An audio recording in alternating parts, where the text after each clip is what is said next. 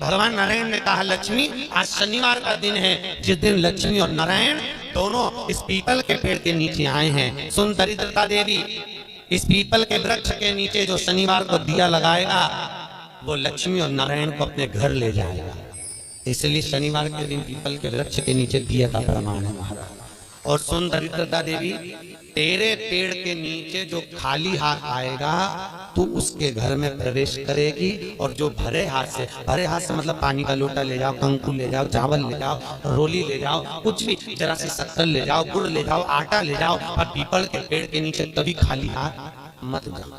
अगर तू खाली हाथ कोई आया तो तू उसके घर में प्रवेश कर। जैसे ही घर में पहुंचने लगे इतनी देर में तो घर में आवाज आ रही थी, ओम ब्रह्मवे स्वाहा, ओम विष्णवे स्वाहा, ओम इंद्राय स्वाहा, ओम प्रजापते स्वाहा। जैसे ही यज्ञ की आहुतियों की जब आवाज आई तो इतने में तुरंत दरिद्रता देवी तो भागी और भागकर पीपल के पेड़ के नीचे जाकर बैठ गए। तो मुनि ने कहा, दरिद्रता चलो, ज्येष्ठा ये अपना घर है, तुम्हारा ससुराल, चलो। ज्येष्ठा देवी कहती है, महाराज मैं नहीं जा सकती, पहले या तो यज्ञ बंद करवाओ, पूजन बंद करवाओ, पाठ बंद करवाओ, अनुष्ठान बंद करवाओ, तब मैं तुम्हारे घर में आऊंगी। क्योंकि दरिद्रता उसी के घर में प्रवेश करती है जिसके घर में कभी पूजन पाठ नहीं होता। तो मैं इस घर में जाऊं कैसे? इसके घर में तो पूजन पाठ हो रहा है, मैं नहीं जाऊंगा। भगवान नारायण ने लक्ष्मी जी से विवाह कर लिया। दुसहा मुनि की पत्नी दरिद्रता पीपल के पेड़ के नीचे रहने लगी। इसलिए हमारे यहाँ हिंदू धर्म में पीपल का पेड़ घर में नहीं लगाया जाता, क्योंकि उसके नीचे कौन रहती है? जम के बोलो, दरिद्रता, ज्येष्ठा रहती है। दरिद्रता का निवास हो गया पीपल के पेड़ के नीचे। भगवान नारायण लक्ष्मी जी को लेकर घूमने के लिए चले। चलो थोड़ी देर। लक्ष्मी जी बोली मेरी बहन से नहीं मिले, चलो जरा मिलने। भगवान ने कहा चलो मिल के आते हैं। और जो भगवान मिलने के लिए गए तो लक्ष्मी जी उनके लिए मिठाई का डब्बा ले गए। अपन किसी के यहाँ जाते हैं तो मिठाई लेकर जाते हैं, मिठाई करे। और मिठाई ले जाकर जो दिया, दीदी ओ दीदी, दीदी बोली हाँ ले, मैं तेरे लिए क्या लाई हूँ ले। और जो मिठाई का डब्बा दिया, इतने में दरिद्रता ने खोल कर देखा तो उसमें मिठाई थी। दरिद्रता को क्रोध आ गया और दरिद्रता ने कहा, लक्ष्मी तुझे मालूम नहीं कि मुझे प्रिय क्या, मुझे क्या अच्छा लगता है? लक्ष्मी जी ने कहा, मैं जानती हूँ तेरे को खट्टा और तीखा प्रिय है, मैं जानती हूँ तुझे खट्टा अच्छा लगता है, तीखा अच्छा लगता है, तो फिर मिठाई क्यों लाई? तो लक्ष्मी जी बोली, मेरे को लगा कि हो सकता है शादी के बाद तो चेंज हो गई हो, बदल गई, इसलिए मैं तेरे लिए मिठाई का डब्बा उठाकर फेंक दिया दरिद्रता। और दरिद्रता ने फेंका। भगवान नारायण देख रहे थे। लक्ष्मी जी ने कहा चले। भगवान विष्णु कहे चलो, चलिए। ये दरिद्रता को खट्टा और तीखा प्रिय है और लक्ष्मी को जम के तो बोलो मीठा। इसलिए हमारे हिंदू धर्म की रीति है, आज भी दुकान के बाहर, घर के बाहर नींबू मिर्ची टांगी जाती है। मिठाई रसगुल्ले नहीं, क्या टांगते? नींबू मिर्ची। और मिठाई कहाँ रखी जाती है? घर के अंदर। तीखा और खट्टा बाहर और मिठाई अंदर। उसका केवल, कई लोग कहते हैं नींबू मिर्ची इसलिए टांगते हैं नजर नहीं लगे। नजर नहीं, लक्ष्मी और दरिद्रता ये दोनों बहन का नियम है। प्रतिदिन सुबह से लेकर शाम तक ये प्रतिदिन घूमने के लिए निकलती हैं। प्रतिदिन ये इनका काम ही है घूमना, दोनों बहनों, दरिद्रता और लक्ष्मी। जब इनको भूख लगती है तो दोनों घर में प्रवेश करना चाहती हैं, और जैसे ही घर में प्रवेश करना चाहती हैं तो जिसके जैसी दोनों चलती हैं तो इतने में दरिद्रता देख लेती है कि मेरा भोजन तो बाहर ही टंगा है, तो दरिद्रता खाकर बाहर की बाहर चली जाती है और लक्ष्मी मिठाई के चक्कर में अंदर प्रवेश कर जाती है।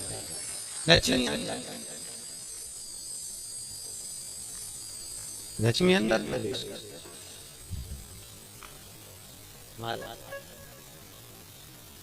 इसलिए आज भी नींबू और मिर्ची हमारे यहाँ शास्त्र रीति है महाराज। 4 चीजें बेटी की विदाई में नहीं देते। कितनी चीजें? 4। पहली झाड़ू, क्या?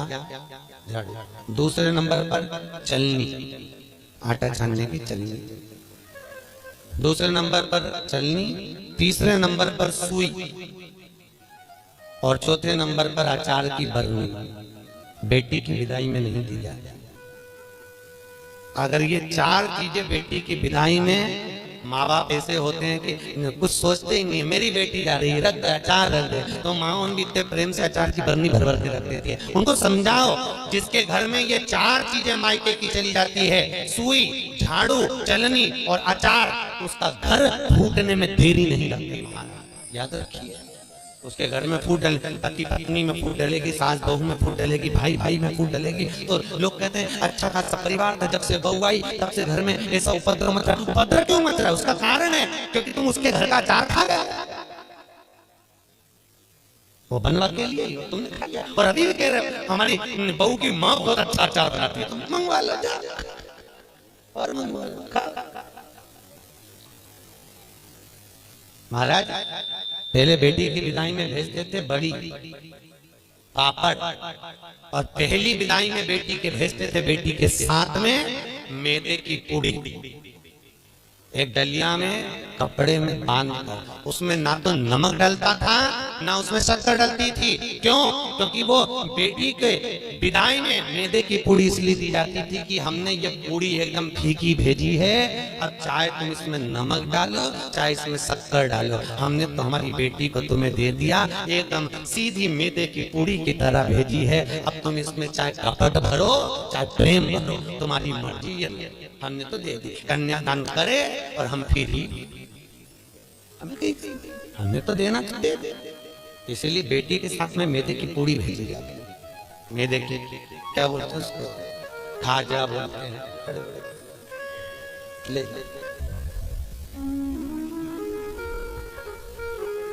खट्टा तीखा नहीं दे, अब तो पहले तो ब्राह्मण की थाली में भी खट्टा नहीं परोसा जाता था, और तीखा भी, मिर्ची भी इतनी नहीं डालते थे कि ब्राह्मण की थाली में तीखा। आज के जमाने में तो पंडित लोग ही कह देते लाओ जरा अचार हो तो लिया करनी का।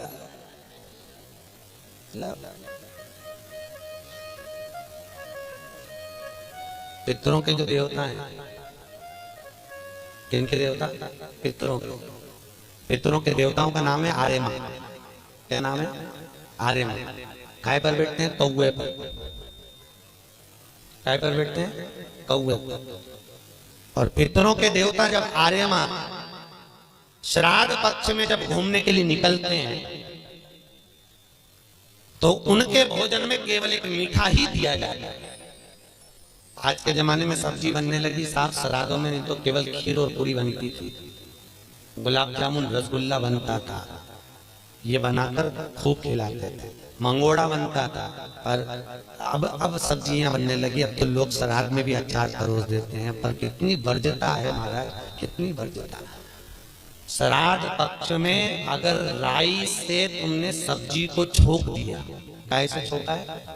राई से सब्जी को अगर छोक दिया और वो सब्जी और पूरी तुमने छत पर ले जाकर पटक दी, तुम कितना भी कौवा को बुलाना, कौवे का बाप नहीं उसको भोग लगाएगा, लगा ही नहीं सकता।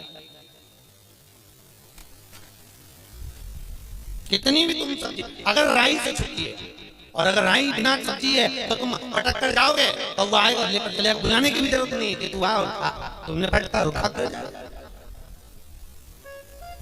अरे तुमने डाला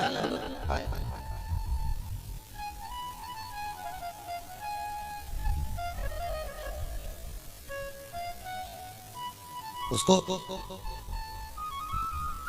हमारे यहाँ शास्त्र दरिद्रता को खट्टा और तीखा प्रिय है। इतने में भगवान जाने लगे। लक्ष्मी जी ने कहा हमारी बहन से मिलने के लिए आए, कोई वर दीजिए। भगवान नारायण ने कहा लक्ष्मी आज शनिवार का दिन है, जिस दिन लक्ष्मी और नारायण दोनों इस पीपल के पेड़ के नीचे आए हैं। सुन दरिद्रता देवी, इस पीपल के वृक्ष के नीचे जो शनिवार को दिया लगाएगा वो लक्ष्मी और नारायण को अपने घर ले जाएगा। इसलिए शनिवार के दिन पीपल के वृक्ष के नीचे दिया का प्रमाण है महाराज। और सुन दरिद्रता देवी, तेरे पेड़ के नीचे जो खाली हाथ आएगा तू उसके घर में प्रवेश करेगी, और जो भरे हाथ से मतलब पानी का लोटा ले जाओ, कंकु ले जाओ, चावल ले जाओ, रोली ले जाओ, कुछ भी, जरा सी शक्कर ले जाओ, गुड़ ले जाओ, आटा ले जाओ, और पीपल के पेड़ के नीचे कभी खाली हाथ मत जाओ। अगर तू खाली हाथ कोई आया तो तू उसके घर में प्रवेश कर, तो तू उसके घर में प्रवेश कर। दरिद्रता देवी बोली, ये तो तूने अपने अपने मन की बात कर ली लक्ष्मी, मेरा क्या पीपल के वृक्ष के नीचे। इतने में तुरंत भगवान बोले, तू बोल तुझे क्या चाहिए। दरिद्रता देवी बोलती है, 7 दिनों में एक दिन मेरा होना चाहिए पीपल के पेड़ के नीचे। भगवान ने कहा मांग ले, केवल एक रविवार का दिन इस पीपल के वृक्ष के नीचे मैं अपने पति को रिझाने के लिए नृत्य करूंगी, और अगर कोई रविवार के दिन पीपल के पेड़ के नीचे आएगा तो मैं उसके घर में हमेशा के लिए जाकर विराजमान हो जाऊंगी। भगवान ने कह दिया तथास्तु, तथास्तु। इसलिए केवल एक संडे का दिन ऐसा होता है जिस दिन पीपल के पेड़ के नीचे दिया नहीं लगाया जाता, बैठा नहीं जाता, प्रणाम नहीं किया जाता, परिक्रमा नहीं लगाई जाती। केवल जिनके दीवालों पर कहीं पीपल लग जाता है ना, किसी किसी के घर में लग जाता है दीवालों के ऊपर, तुम कितना भी पीपल उखाड़ना वो वापस लग जाएगा, फिर उखाड़ो फिर लग जाएगा। और पीपल उखाड़ने का भी एक प्रमाण है, अगर पीपल को उखाड़ना है तो केवल एक रविवार के दिन दीवाल के सामने जहां से पीपल उखाड़ना है वहां पर नींबू और 7 मिर्ची रख दीजिए, और उसके बाद पीपल को उखाड़ दीजिए और नींबू को वहां पर काट कर छोड़ दीजिए। उसके बाद कभी दीवाल में पीपल लग ही नहीं सकता उस स्थान। अगर एक बार आपने उखाड़ा और उसके बाद नींबू मिर्ची मार गया, क्योंकि वो खाकर अपना भाग ग्रहण कर कर दरिद्रता चली जाती है, उसके बाद पीपल वहां नहीं लग सकता। लगे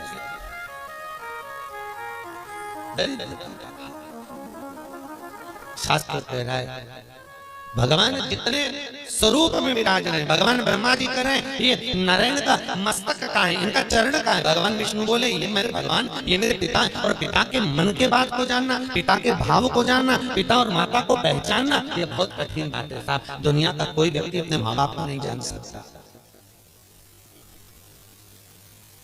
जब तक जिंदा है तब तक लगता है ये मेरे हैं, उसके हैं, ऐसा करा वैसा करा, माँ ने ऐसा करा, बाप ने ऐसा करा, परिवार ने ऐसा करा, कुटुंब। अरे भाई चले गए, उसके बाद में फिर रोते हैं, भोग लगाते हैं। जीते जी दंगम दंगा, मरे पीछे पहुंचा दी दंगा। क्या मतलब?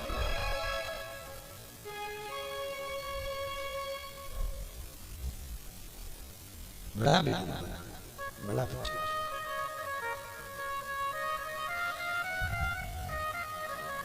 कर सेवा तू लगन लगाकर, मन में सच्चा भाव जगाकर, ये की आंखें खोलो रे, जैसी कृष्णा बोलो रे।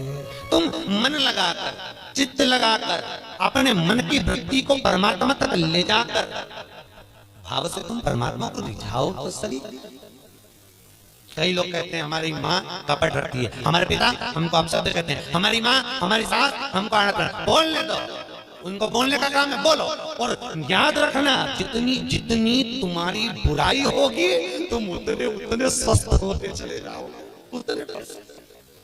आपको पहले कथा कही थी, 4 धाम मंदिर में एक राजा बीमार पड़ गया, उसका काया गल कर नीचे टपकने लगी, काया का रोग हो गया।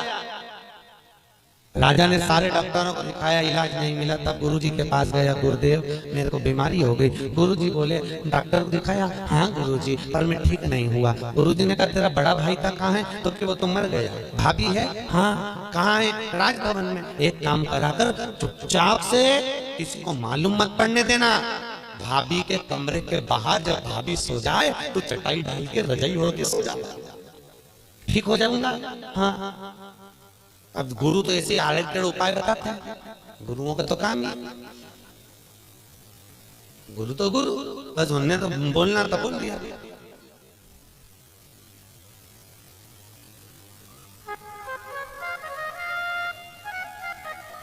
तो गुरु तो गुरु।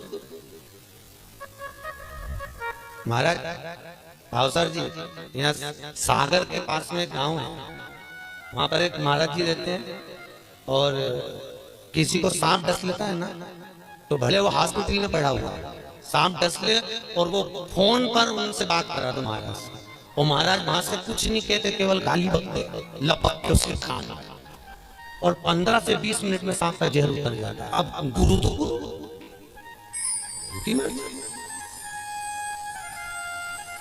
कमल, ये यहीं की बात है। हमारे उज्जैन के पास में कौन सा गाँव है पता, आगर के आगे एक गांव है कोई सा, वहाँ बिच्छू का जहर उतारा जाता है। किसी को बिच्छू काटा हो तो उसको ले जाए और ले गए, या कुत्ता काटा हो तो ले जाओ और ले गए। जैसे तो वैसे तुमने जाके किया, महाराज जिसको कुत्ता काट गया वो उठ के आएगा, बोलेगा चलेगा कुछ नहीं, ऐसा देगा धर के गाल पे और कहेगा जा अड़भंग। गुरु गुरु अड़भंग, ये गुरु का दर्शन कर रहे हैं। एक अड़भंग होंगे, हम भले ना मिले हैं पर उनका स्वरूप कह रहा है अड़भंग हो। जा चल मैं बैठो, जा गुरु अड़भंग सोचता नहीं, गुरु केवल बता देता है जा ऐसा कर ले। वो गुरु गुरु होता है, उसके जीवन में उसने जो भजन करा होता है उसका प्रताप की पुण्यता देता है वो। गुरु जी ने कहा भाभी है, हाँ उसके कमरे के बाहर जाकर चादर डाल के सो जा। गुरु जी उससे ठीक हो जाऊंगा, बिल्कुल हो जाएगा, जा तू सो जा। एक नौकरानी ने देख लिया, राजा तो भाभी के कमरे में जाके सोता। बताओ भाई भाई मर गया तो इतना खुल्ला राजा। उसने दूसरी नौकरानी से कहा, दूसरी तीसरी से कहा, तीसरी चौथी से कहा, पूरे नगर में बात हो गई कि राजा तक खुल्ला कि भाभी के कमरे में जाके सोता, भाई मर गया। पूरे नगर में बात हो गई, लोग धू करने लगे और राजा का शरीर एकदम बढ़िया चकाचक हो गया, एकदम बढ़िया। राजा नरियल लेके गुरु जी के पास गया, गुरुदेव मैं ठीक हो गया। पर गुरु जी मैं ठीक हुआ कैसे ये तो बता दो। गुरुजी ने कहा अरे राजा तेरे पाप इतने बढ़ गए थे कि तेरे शरीर से टपक टपक के गिर रहे थे। उन पाप को समाप्त करने के लिए मैंने चारों तरफ तेरी इतनी बुराई करवाई कि तेरा पाप कट गया, और पाप कट गया तो तू ठीक हो गया। तो याद रखना, तुम देखना एक बहू और एक सास, बहू की उम्र 25 साल की रहे, 30 साल की रहे तो कहीं उसका घुटना दुखे, कहीं कमर दुखे, कहीं पीठ दुखे, कहीं सिर दुखे, 24 घंटा बहू का कुछ ना कुछ दुखता ही रहे। और एक बूढ़ी सास 70 साल 60 साल की तो भी मंदिर तोड़ के चली जाए, चकाचक घूमती फिरे, ना हाथ दुखे ना पाँव दुखे। तो कई बहुओं को लगे हमारी सास तो देखो गजब की सास, 70 साल ने अभी भी महाकाल की आरती करे, अभी भी मंगला करे, अभी भी दौड़ी जाए, और अभी भी ऐसा कर ले, अभी भी वैसा कर ले। तो कारण क्या है उसका? केवल इतना सा कारण है कि बहू सास की इतनी बुराई करती तो सास चकाचक होती चली जाती एकदम। तो निवेदन है आपसे, सास को जल्दी निपटाना है तो बुराई करना बंद कर दो, निपट जाए।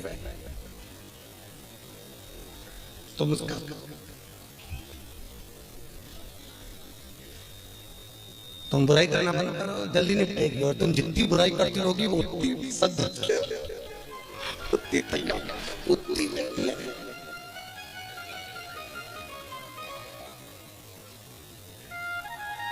अभी हमारे भाव साहब परिवार में देख लो, इनकी बड़ी भाभी और एक उनकी बहू, दोनों और दोनों सजी और डोकरी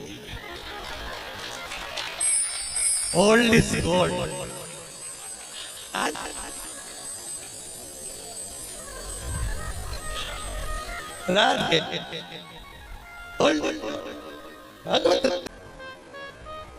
कितना भी अगर कोई वास्तु दोष बता दिया, पितृ दोष बता दिया, काल सर्प दोष बता दिया, कितना भी अगर कोई दोष बता दे, तो पीपल का जो जल वृक्ष में से झड़ता है, कभी कभी आप उसके नीचे हाथ रख कर देखना, थाली रख कर देखना, उसमें पत्थर पर देखना, तो वहां पर भी पानी के निशान आपको मिलेंगे, बूंद के निशान मिलेंगे।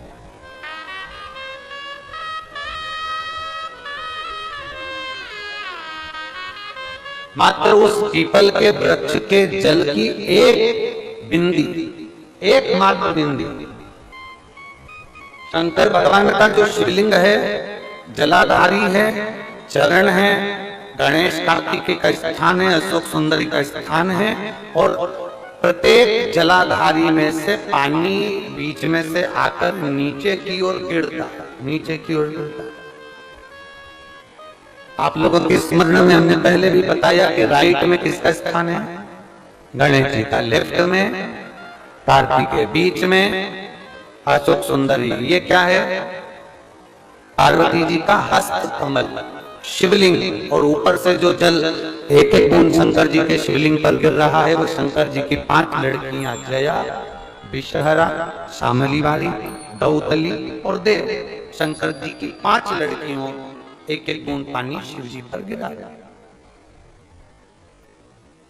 जहां जल नीचे गिरता है उस स्थान से जहां तक जल बहकर जा रहा है उस स्थान तक 33 कोटि देवताओं का स्थान,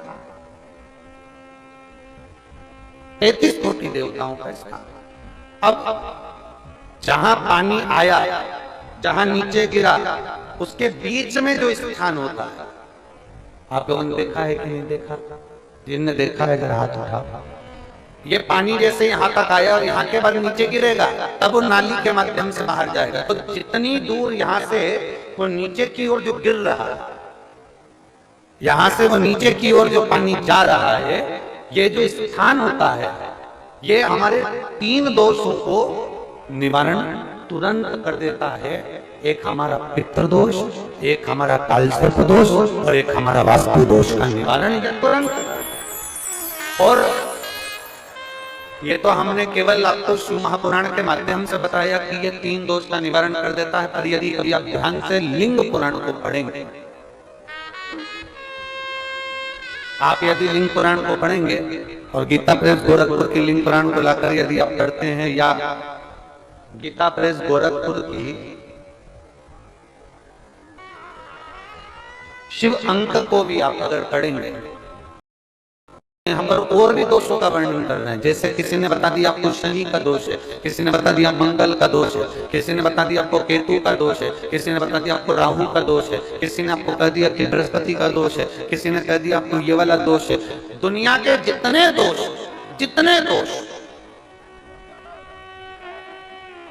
पीपल के वृक्ष के झड़ता हुआ जल की एक बूंद का स्पर्श, भले वो सूख गई हो, उसका एक स्पर्श मात्र जहां पानी नीचे की ओर गिर रहा है, उतनी परिधि, उतनी जगह के बीच में जहां से पानी गिरता है, बस उस स्थान पर अगर वो उंगली अपना नाम और गोत्र का स्मरण कर भी लगा दी जाए और एक लोटा जल चढ़ा दिया जाए, तो ये जितने दुनिया के दोष हैं वो अपने आप समाप्त हो ही जाते हैं। शंकर